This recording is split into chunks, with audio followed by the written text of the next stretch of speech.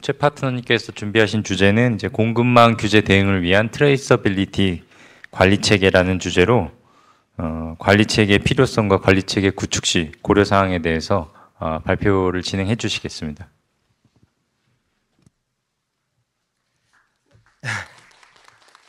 네, 안녕하세요. PwC 컨설팅의 최준걸 파트너라고 합니다.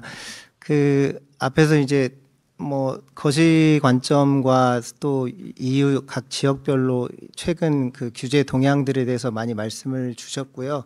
좀 중복되는 내용들도 있기는 한데 최대한 또 마지막이다 보니 시간이 많이 짧아져서 신속하게 진행하도록 하겠습니다. 오늘은 저희 배터리 인더스트리 관련해서 여러 다양한 규제, 공급망 관련된 규제들이 있는데 그 규제 대응을 어떻게 잘 할 것인지 공급망 추적성 관리 체계에 대해서 말씀을 드리겠습니다. 오늘 순서는 관련된 공급망 규제가 과거 한 20여 년 동안 어떻게 변화해 왔는지 간단하게 말씀을 드리고 그 규제 관련한 사례하고 이와 연관해서 추적성 관리가 어떻게 이루어져야 되는지 그 필요성에 대해서 말씀을 드리도록 하겠습니다. 그리고 마지막으로는 우리 기업들이 이러한 공급망 규제에 잘 대응하기 위해서 내부적으로 프로세스나 시스템을 갖추는 데 있어서 주요하게 고려하셔야 될 항목들에 대해서 말씀드리겠습니다. 첫 번째 공급망 규제 트렌드입니다. 이 도식에서 보시다시피 공급망 규제 관련해서 과거 한 2000년, 2010년 초반에는 주로 공급망의 투명성과 지속 가능성 확보를 목적으로 한 UN 인권이사의 가이딩 프린시플이나 OECD의 가이드라인과 같은 기업의 자발적인 참여를 이렇게 유도하고 법적 구속력이 없는 가이드라인 성격의 규제들이 많았습니다. 그런데 이제 2010년 중반 이후에 FTA가 확대되면서 FTA 적용을 받기 위해서 원산지 증명을 증명해야 되거나 이런 어떤 강제성을 띠는 규제들이 강화되었고요. 2020년 이후로는 각 국가나 지역이 자국의 이익을 강화한다거나 아니면 중국과 같은 특정 지역에 대해서 제재를 하기 위한 통상 목적의 이런 규제들이 강화가 되고 또한 아까 앞에서 말씀 주셨지만 ESG 관점에서 자원 절약이라든지 순환 경제를 좀 가속하게 하기 위한 그러한 공급망 규제들이 강화가 되면서 이에 따른 공급망 추적이나 관리 요구가 좀 강화되는 추세가 있습니다. 예를 들어서 미국에서 신장 위구르 지역 강제노동을 좀 금지하기 위해서 발효한 UFLPA라든가 아까 이제 말씀드렸던 미국의 IRA 그리고 유럽에서 발효한 CRMA 핵심 원자재법이나 배터리법 같은 것들이 아까 말씀드린 어떤 제재 관점의 공급망 규제 그리고 ESG 관점의 공급망 규제라고 볼 수 있겠습니다. 이런 의무 법제화가 되고 이런 제재를 위한 규제의 특징은 위반했을 때 어떤 지역의 시장의 진입을 막는다든가 벌과금을 부과한다거나 아니면 보조금을 지급하지 않는 등의 어떤 비즈니스적인 제재를 가하기 때문에 회사의 어떤 비즈니스에 큰 영향을 미치는 그런 규제이고 이에 따라서 이에 대해서 대응을 잘하는 것이 굉장히 중요하다고 할 수 있겠습니다.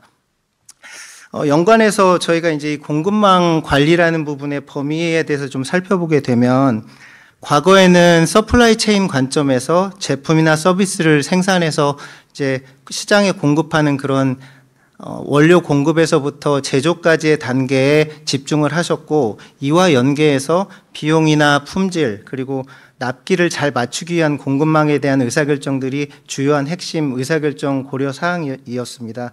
그런데 이제 아까 말씀드렸던 다양한 그런 공급망 규제가 확대되게 되면서 점점 더 제조 서플라이 체인뿐만이 아니라 소비자가 사용을 하거나 재활용해서 폐기하는 단계에 이르기까지 전체 밸류 체인으로 확대되는 것들이 굉장히 중요해졌고요. 또한 아까 말씀드렸던 다양한 규제 관련해서 우려 거래자에 대한 어떤 파악이나 비윤리적인 활동 그리고 ESG 관련된 다양한 그런 정보들을 잘 집계하고 관리하는 제품이나 서비스의 전 세계 생애 중의 관점에서 리스크를 잘 식별하고 관리하는 것들이 이제 점점 더 중요성이 부각되고 있습니다. 이러한 규제들이 확대되면서 공급망 규제가 확대되면서 점점 추적성 관리에 대한 필요성이 대두가 되고 있는데요. 관련해서 이제 규제를 좀 살펴보도록 하겠습니다. 아까 앞에서 말씀드렸던 공급망, 다양한 공급망 규제들이 있는데, 이 페이지에는 작년에 발효된 EU의 그 CSDD들을 비롯한 7가지 그 공급망 규제 항목들을 좀 나열해 보았습니다. 그 위쪽에는 제조업의 가장 기본적인 밸류체인인 원료 공급에서부터 소재 가공 그리고 완제품 생산에 이르는 밸류체인을 좀 표시를 해 봤는데요.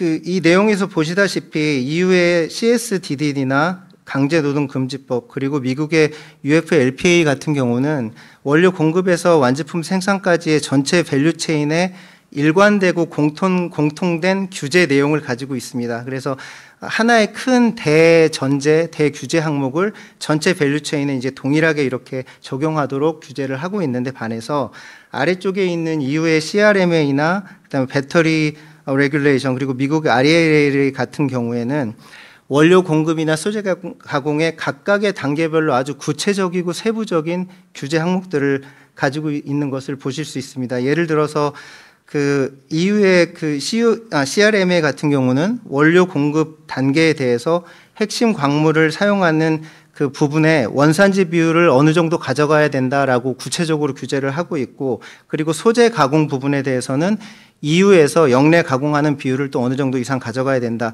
이렇게 구체적이고 세부적인 그 규정들을 가지고 있기 때문에 우리 이제 국내 배터리 기업들이 각각에 해당되는 규제들이 있을 것입니다. 이 전체 규제가 다 해당되는 기업도 있고 일부 규제에 해당되는 기업들이 있을 텐데, 이런 상이한 규제 항목과 전체 밸류체인에 미치는 영향들이 다르기 때문에 각각의 규제에 대해서 이제 기업들이 파악하고 대응하는 준비를 해야 되고, 아까 이제 말씀드렸지만 2010년 초반에 FTA를 대응한다고 했을 때는 그 1차적인 그 공급지에 대한 원산지만 관리하면 됐다고 하면, 지금은 보시다시피 원료 공급에서 소재 가공이 전체에 대한 규제들이 다 있기 때문에 1차 협력사를 포함한 N차의 전체 밸류체인에 대한 공급망 트레이서빌리티를 확보하는 것이 굉장히 중요하다고 할 수 있겠습니다. 관련해서 몇 가지 사례를 좀 말씀드려 보겠습니다. 이 사례는 작년 초에 유럽의 메이저 자동차 회사가 미국에 이제 수출을 하면서 그 규제에 적발되어서 이제 이슈가 있었던 사례입니다. 이 회사는 미국에 수출을 하기 위해서 이제 14,000대 정도의 자동차를 미국 세관에 이제 보냈었는데, 우연히 이 3차 그 공급망에 있는 부품사가 UFLPA를 위반한 그 제재업체라는 것을 인지하게 되었습니다. 그래서 A사는 자발적으로 미국 관세 국경 보호청에 이 위반 사실은 신고를 하게 되고, 세관에 있던 차량 14,000여 대는 유치를 하고 수출을 대기 중이던 수천 대의 그 자동차는 수입을 보류를 하게 되었습니다. A사는 그 이후에 이 수출을 다시 재개하기 위해서 자동차에 들어가 있던 부품을 교체를 하는 작업들을 진행을 했고, 향후에 이제 이 교체 작업을 통해서 수출을 재개를 하게 되었습니다만, 이 기간 동안에 이 A사가 입은 비즈니스적인 어떤 리스크와 손실은 굉장히 컸고요. 또 하나 MSCI에서 발행하는 그 ESG 리포트에서 A사를 레드 플래그 등급을 부여한다든가, 아니면 글로벌 투자사들이 자기들의 그 포트폴리오에서 A사를 제외하는 등의 레퓨테이션을 해치는 그런 리스크를 당하게 되었습니다. 최근 제가 이제 고객사들을 만나보게 되면 특히 저희 배터리 제조사나 부품사의 경우도 이런 경우들이 있었는데요. 아마 작년에 그런 사례들이 있어서 그럴 수도 있지만, 최근에 고객사나 그 최종 OEM에서 RFP를 발행할 때 G사가 이러한 UFLPA를 잘 준수하고 있다는 것을 미리 입증을 해라. 그래야 우리가 RFP 또는 RFQ를 줘서 입찰을 할 수 있게 하겠다. 이제 이런 요건들이 많이 강화되고 있는 추세입니다. 그래서 아까도 이제 말씀드렸지만 사후적으로 어떤 공급망 실사를 위해서 이러한 프로세스나 데이터나 이런 부분들을 잘 준비하는 것도 필요하지만 아까 사례를 반면해 보았을 때 사전적으로 이런 이슈가 발생하지 않도록 잘 준비하는 것이 필요하다고 하겠습니다. 왜냐하면 아까 사례에서도 말씀드렸지만 특정 기간 동안 수출이 금지되고 수출을 하지 못하고 레퓨테이션에 영향을 미치는 등의 비즈니스적인 굉장히 큰 로스가 있기 때문에 이런 부분들을 사전에 잘 준비하고 미리 대응하는 것이 굉장히 중요하다라고 말씀드릴 수 있겠고요. UF LPA 관련해서 간단하게만 좀 말씀드리면 그러면 UF LPA 관련해서 그 추정을 반박하고 우리가 수출을 잘 허용할 수 있는 조건이 뭐냐라고 하면 우리가 만든 해당 제품이 그 신장 위구르 지역에서 강제 노동으로 채굴이나 생산이나 제조되지 않았다는 것들을 명확하게 어떤 증빙으로서 입증을 해야 되는 거고요. 그렇게 하기 위해서는 이제 오른쪽에 보시면 그 제품 상품이 신장 지역에서 채굴 생산 제조하지 않았음에 대한 공급망 추적 정보를 증빙으로서 잘 관리하고 어떤 규제 기관이나 고객이 요청을 했을 때 잘 대응하실 수 있는 체계를 만들어야 되는 것입니다. 그래서 예를 들어 보시면은 뭐 채굴 기록이라든지 구매 요청서, 그다음에 인보이스 이런 등등의 공급망 추적 정보가 있을 것이고요. 관련해서 또 하나 중요한 부분은 이런 증빙 관리뿐만이 아니라 항상 그 규제 기관들이 가장 중요하게 보는 부분들이 프로세스나 시스템적인 측면도 있지만 과연 이러한 체계에 대해서 우리 회사가 문서화해서 잘 규정으로 관리하고 있느냐를 또 하나의 중요한 부분으로 보고 있는 것 같습니다. 그래서 가운데 있는 채굴이나 생산 제조 과정에서 어떤 강제노동 위험을 방지하도록 규정을 만들고 내부 통제를 잘 관리할 수 있도록 그런 체계를 만드는 것이 굉장히 중요하다고 볼 수 있겠습니다. 다음은 앞에서 이보아 파트너님이 EU 배터리 패스포트의 필요성이나 뭐 규정 관련해서는 자세하게 말씀을 주셨고요. 그래서 그 EU 배터리 패스포트를 잘 관리하기 위해서는 1차 제조부터 해서 판매 그리고 사용 마지막 재활용에 이르기까지 전체 엔드투엔드 밸류 체인에 있어서의 그 배터리 전체 수명 주기를 잘 관리해야 되고 그 안에서 아까 EU 배터리 패스포트 레귤레이션에서 요구하는 주요한 정보들이 잘 체계적으로 관리되도록 준비하시는 것이 필요합니다. 그래서 대응 절차를 간략하게 보시면 아까 규정에서 정의하고 있는 배터리 패스포트 내에 담겨야 될 데이터들에 대한 유형, 체계, 그리고 표준화를 해서 잘 정의를 하시는 것이 중요하고요. 그 유형에는 일반 원료 관련된 내용, 뭐 ESG 관련된 내용이 대표적인 유형이라고 보실 수 있을 것입니다. 그리고 이 체계가 정의가 되면 사실 우리 내부에서 이런 데이터들을 잘 취합하고 관리하시기 위해서는 아까 말씀드렸던 앞에 있는 각종 유형 정보에 대해서 기업 내에서 원천 데이터를 만드는 레가시 시스템들이 있을 것입니다. 그러니까 뭐 ERP 시스템도 있을 것이고 구매 시스템이나 아니면 원산지 관리 시스템 그리고 또 이제 부가가치 관련된 부분이 있다면 원가 관련된 시스템 이런 다양한 시스템들을 고려를 하셔서 아까 앞에서 정의했던 데이터들에 대해서 어떤 유형으로 어떤 시스템에서 잘 산출을 하고 관리를 하고 집계할 것인지에 대한 이제 고려가 필요하고요. 그 부분에 대한 준비가 필요하시고요.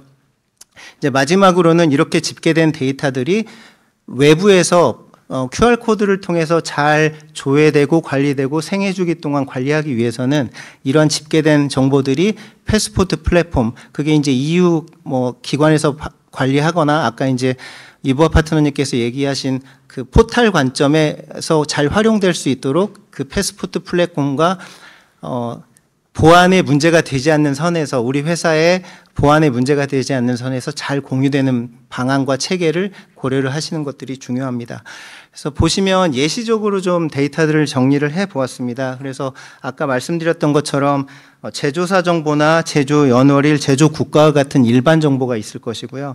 그리고 아까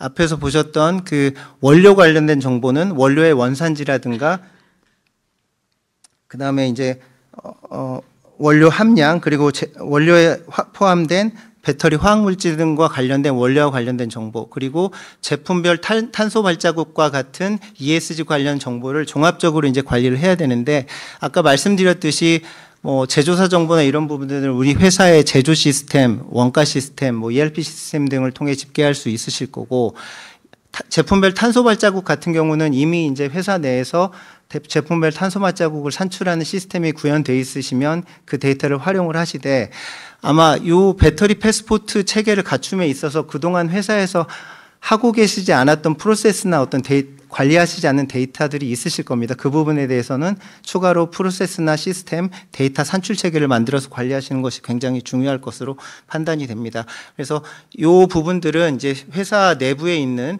시스템에서 관리가 되는 부분이라고 보시면 될 것 같고요. 이제 회사 내부에서 이러한 배터리 패스포트 관련된 다양한 정보들이 관리가 되고 집계가 되면 외부로 그 정보들을 잘 전송을 해서 외부에서 QR코드를 통해서 이제 관리되고 좀 트래킹할 수 있는 그런 체계를 가져가시는 것이 필요할 것으로 판단하고 있습니다. 세 번째로는 IRA 관련된 부분입니다. 아까 이제 소파트너님께서 IRA에 대한 변동 부분과 OBBB로의 뭐 변경 이런 부분들에 대해서 간단히 말씀을 드렸는데, 이제 세부적인 내용은 변경이 되더라도 관리 체계 관점으로 보면 큰 변화가 없을 것으로 생각이 됩니다. 예를 들어서 여기서 이제 보시면 핵심 광물 관련해서 뭐 세액공제를 받아야 되고 배터리 부품 관련해서 세액공제를 받아야 되는 경우에 각각의 요건이 있습니다. 예를 들어서 핵심 광물의 경우도 조달 비율, 여기 보시면 연도별 조달 비율이 있는데요. 이게 이제 OBBB가 확정이 되면 아마 바뀌게 되겠지만 그 연도별 조달 비율 이상을 미국 또는 FTA 체결국에서 채굴 또는 가공이 되어야 된다. 이런 이제 조건을 만족시켜야 되고, 이런 부분들을 저희가 입증을 하려면 핵심 광물을 조달하는 원체 채굴 지역이 어디고 채굴 업체가 어디고 이 업체는 규제 대상인 FEOC에 해당되지 않는다는 것들을 저희가 잘 데이터로서 관리하고 트레이싱 할 수 있는 체계가 되어야 되고요.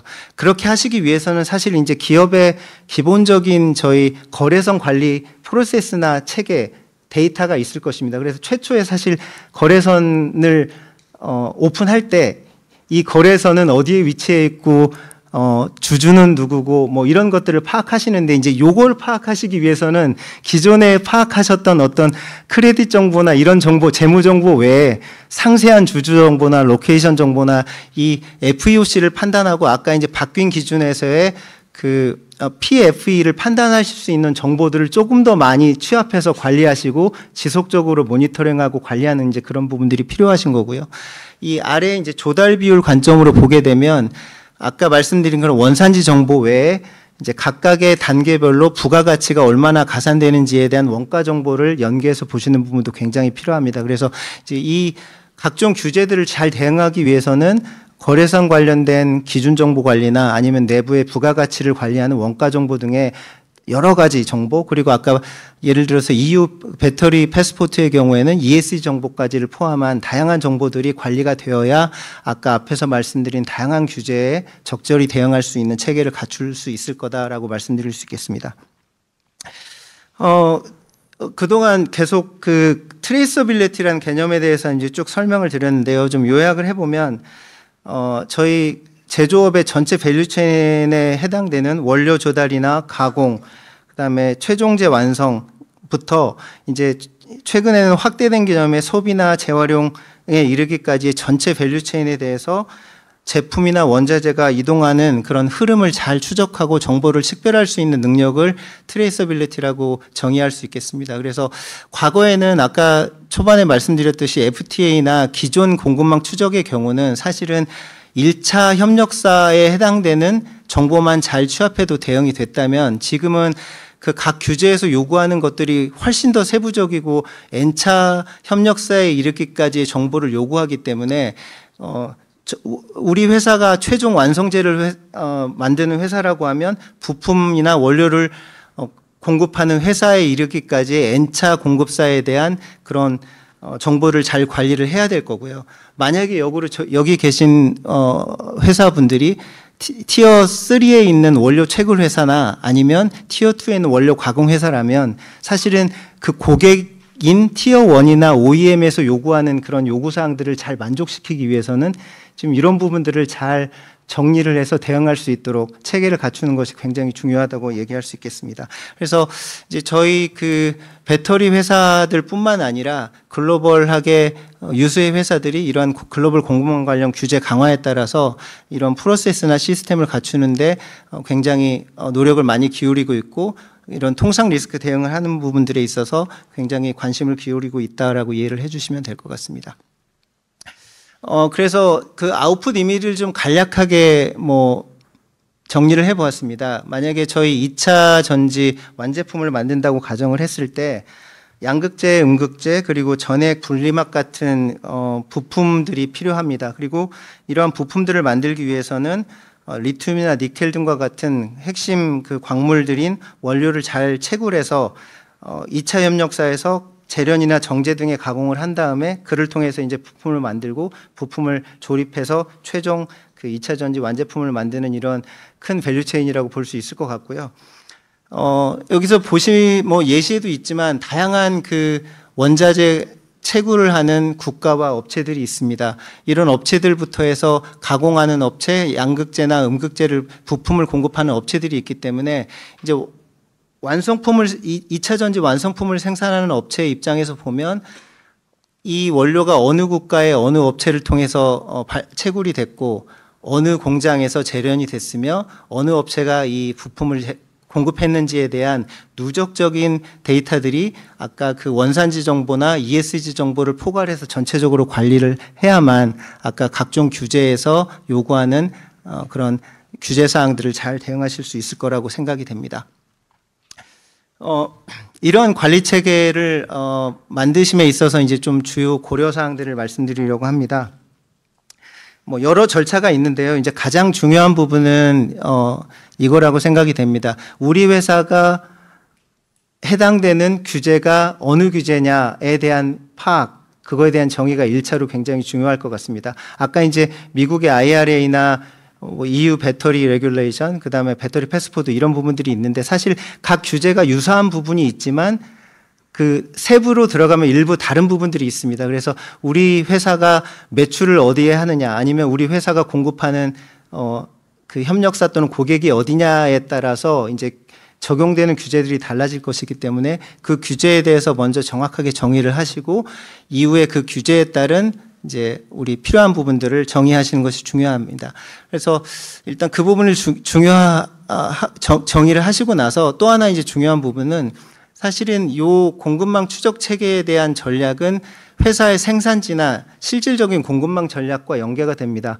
IRA 같은 경우도 국내에서 생산을 하되 그 공급망을 잘 정비해서 중국에서 공급되지 않도록 하는 방법도 있고, 예를 들면 생산지 자체를 아예 미국으로 옮겨서 생산하는 그런 전략들이 있을 텐데, 그런 기업 전반의 비즈니스 전략이 먼저 정해지고 나서 이 추적성 관리를 어떻게 할 것이냐에 대한 전략을 정하는 것이 이제 순서라고 보이고요. 또 하나 고려하셔야 될 부분들은 이게 이제 공급망 추적이라고 얘기를 하다 보니까 단순히 구매 부서나 아니면 ESG 부서에서만 해당되는 그런 업무라고 생각하시기가 쉬운데, 사실은 이 내용을 쭉 보시면 알겠지만 마케팅, 제조, 그다음에 저희 경영관리, 원가에 관련된 전반적인 부서가 다 연관되는 업무이고 그런 내용이기 때문에 그런 향후 이런 규제를 잘 대응하기 위해서 전사적인 관점으로 잘 대응하는 그런 부분도 또 하나 중요하다고 말씀드릴 수 있겠습니다. 이런 추적 체계를 구축함에 있어서 당연히 프로세스나 데이터 그리고 시스템, 거버넌스 측면을 모두 고려하셔야 될 텐데요. 아까 이제 말씀드렸지만 다양한 그 레거시 시스템, 회사에서 기존에 쓰던 데이터와 시스템에서 필요 정보들을 잘 취합하는 것들이 필요한데, 그러기 위해서는 이제 기존에 쓰시던 프로세스나 데이터에 대해서 약간 변경을 가하고 수정을 가하는 부분들도 굉장히 중요합니다. 그리고 이제 그와 더불어서 이제 말씀드렸지만 아까 N차 협력사, 다양한 뎁스의 그 유관 회사들과의 정보 취합 체계가 굉장히 중요하기 때문에 그 공급업체를 잘 연계하고 우리가 필요한 그 데이터들을 잘 협의해서 커뮤니케이션하는 체계가 또 굉장히 중요한 부분이라고 할 수 있겠습니다.